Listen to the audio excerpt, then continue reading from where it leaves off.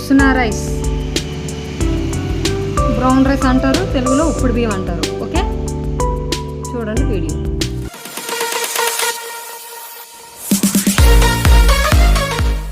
అందరికీ నమస్తే అండి.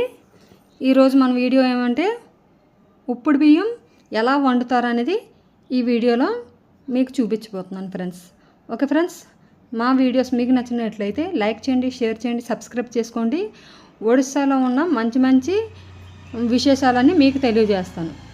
ఓకే ఫ్రెండ్స్, చూడండి ఇప్పుడు వీడియో. ఏంటి అన్నం వండడం కూడా ఒక వింతేనా అని అనుకుంటున్నారా?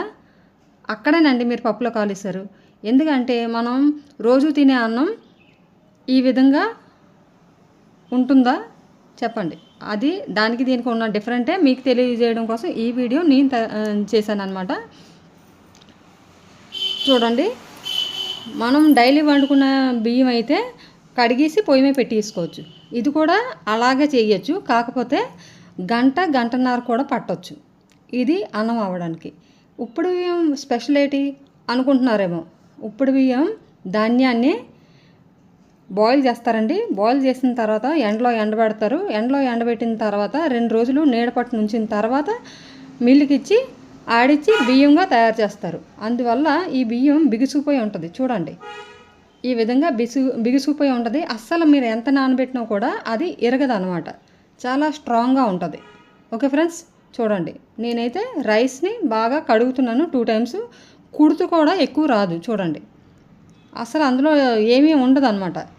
ఆల్రెడీ బాయిల్ అయిపోయిన ధాన్యాన్ని ఎండబెట్టి దాన్ని మిల్లుకిచ్చి ఆడించి బియ్యంగా తయారు చేస్తారు. దాన్నే ఉస్నా రైస్ అంటారు.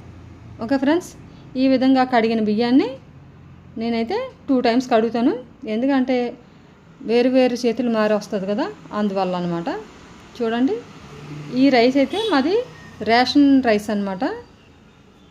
ఒడిస్సా సర్కారీ అందరికీ బియ్యాన్ని అయితే ఇస్తున్నారు. అదేవిధంగా మాకు కూడా మంచి బియ్యమే ఇస్తారండి.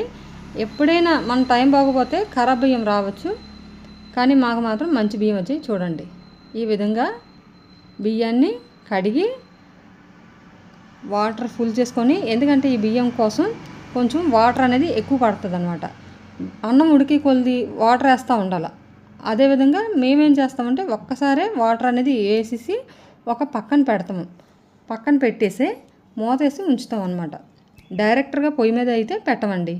ఎందుకంటే బియ్యం నానిన తర్వాత పొయ్యి మీద పెట్టడం వల్ల మనకి గ్యాస్ ఆదా అవుతుంది అనమాట. లేదు ఇలా డైరెక్ట్గా పెట్టారనుకోండి, గంటన్నర వేస్ట్ అవుతుంది గ్యాస్.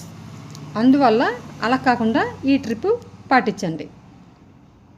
తర్వాత 10 నిమిషాలు అయిన తర్వాత నేను ఆ బియ్యాన్ని తీసుకొచ్చి స్టవ్ మీద అయితే పెట్టాను. ఈ విధంగా పెట్టాను. చూడండి, వాటర్ అయితే చాలా ఎక్కువ పెట్టాను, బియ్యం అయితే తక్కువ పెట్టాను. చూస్తున్నారు కదా. చూడండి, 10 నిమిషాల తర్వాత ఇలా బతుకమ్మలాగా తలమని మరుగుతుంది. ఈ మరుగుతున్న బియ్యాన్ని గరిటెతో మనం కలుపుకోవాలి. చూడండి ఎంత నీట్గా ఉందో. చూస్తున్నారు కదా. మెతుకు అన్నది అలాగా వాటర్లోన బతుకమ్మ అంటూ ఆడుతూ ఉండాలన్నమాట. అలా ఆడడం వల్ల ఆ అన్నం ఉడికే టైంకి ఆ వాటర్ అనేది దానికి కరెక్ట్గా సరిపోద్ది అనమాట. అందువల్ల మేమైతే వాటర్ ఎక్కువ వేస్తాం. చూసారు కదా ఫ్రెండ్స్. ఇప్పుడైతే మరి కొంతసేపు అయింది.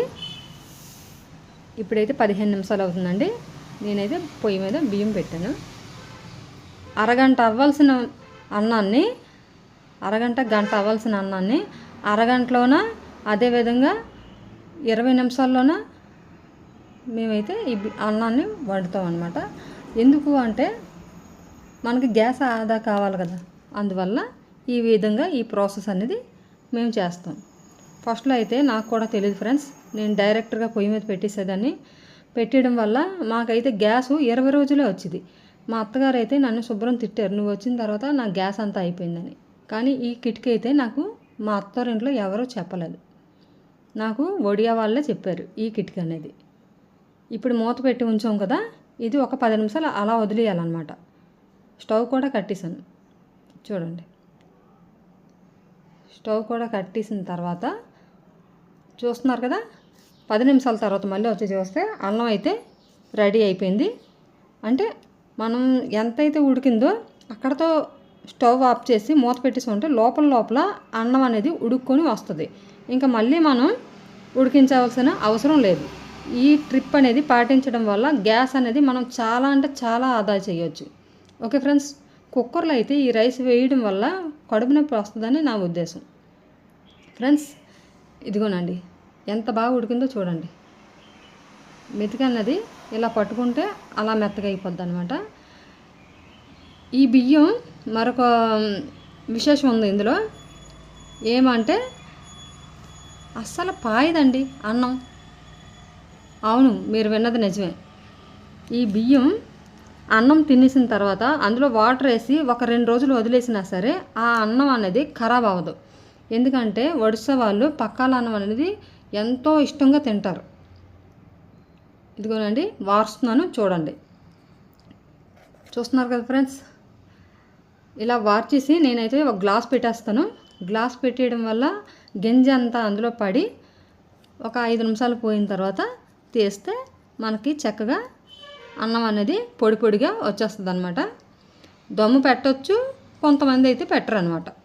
మేమైతే దమ్ము పెడతాం. ఈ విధంగా నేనైతే అన్నం వారుస్తాను ఎప్పుడు కూడా. చూస్తున్నారు కదా, వీడియో కొంచెం లాంగ్ అయినా సరే చూడండి. ఎందుకంటే ఒడిస్సాలో ఉన్న మంచి మంచి విశేషాలు, మంచి మంచి వంటలు ఇలాంటివన్నీ మా ఛానల్లో మేమైతే మీకు చూపిస్తాం.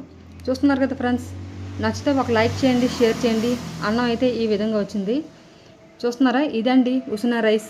ఉసినా రైస్లో చాలా బెనిఫిట్స్ ఉన్నాయండి. ఏమంటారా, ఈ అన్నం తినడం వల్ల చాలా హెల్తీగా ఉంటారు. ఎందుకంటే ఇందులో బి విటమిన్ అనేది పుష్కలంగా ఉంది. B1, B3 and B6 vitamins అనేది ఇందులో పుష్కలంగా ఉన్నాయి. Really good for our health. Okay friends, ఇది బాయిల్ అయిన ధాన్యాన్ని బియ్యంగా చేసి మనకి అన్నం రూపంలో అందించడం వల్ల చిన్నపిల్లలతో సైతం ముసలి వాళ్ళతో సైతం చాలా బలంగా ఉంటారండి. ఈ అన్నానికి కాంబినేషన్ ఏంటో తెలుసా? మీకు తెలియదండి, నేనైతే చెప్తాను చూడండి.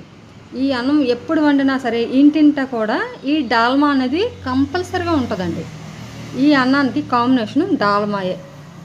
ఓకే ఫ్రెండ్స్, అన్నం కూడా తినడానికి చాలా టేస్ట్గా ఉంటుంది. ఈ వీడియో మీకు నచ్చినట్లయితే లైక్ చేయండి, షేర్ చేయండి, సబ్స్క్రైబ్ చేసుకోవడం మాత్రం మర్చిపోకండి. Okay friends.